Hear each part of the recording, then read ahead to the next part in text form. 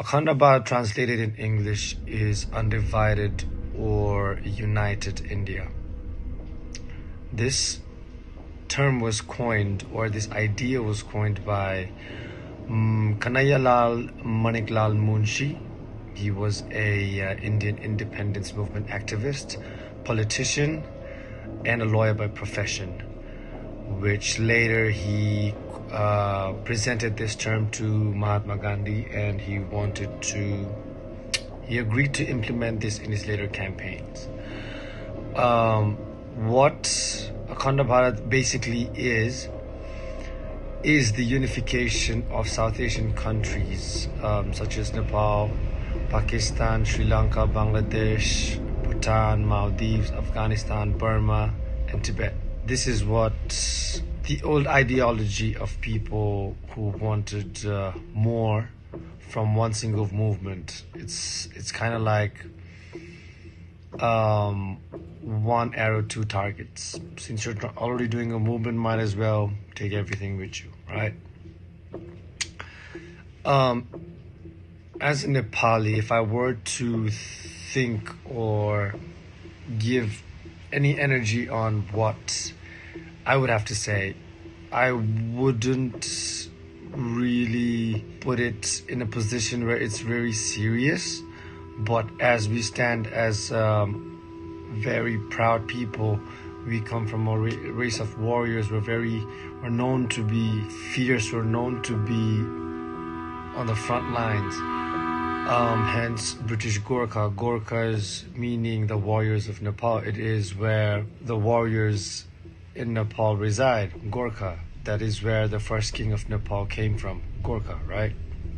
So in this day and age, it doesn't make sense to encroach on someone else's boundaries, since we have international laws that we need to follow.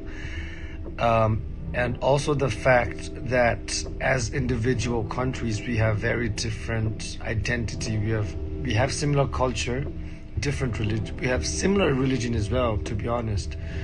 But we're just very different. We're built different. We think different. Also the fact that since this is very political, it doesn't make sense to go after another country when your own country is in peril. You know what I mean? It doesn't make sense to grab something new when you can just fix something old and still wear it or still make use of it. Meaning to say, there's a lot of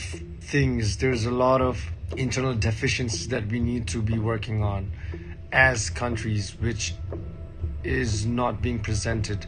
There's people without education, without food, without housing. There's a lot of disputes in religion within our own countries as well, maybe in their country more. I'm not here to be biased, but it makes a lot of sense to fix those problems rather than to extend some, you know what I mean. When it comes to borders, since we are talking about borders and encroachment, we have been having border issues with India about Kalapani, Lupi Lake and Limpiadura, which has been going on for a long time, as long as I can remember. But quite recently we've had news on Susta and Darchula as well.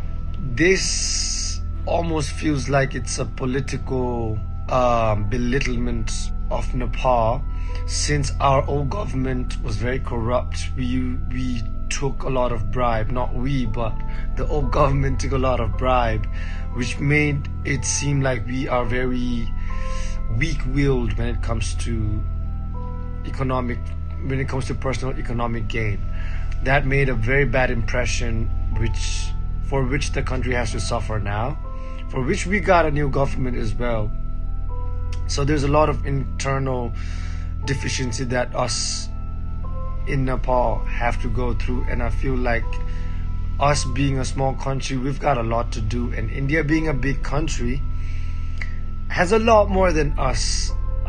So saying that, I feel like Akhanda Bharat is a myth.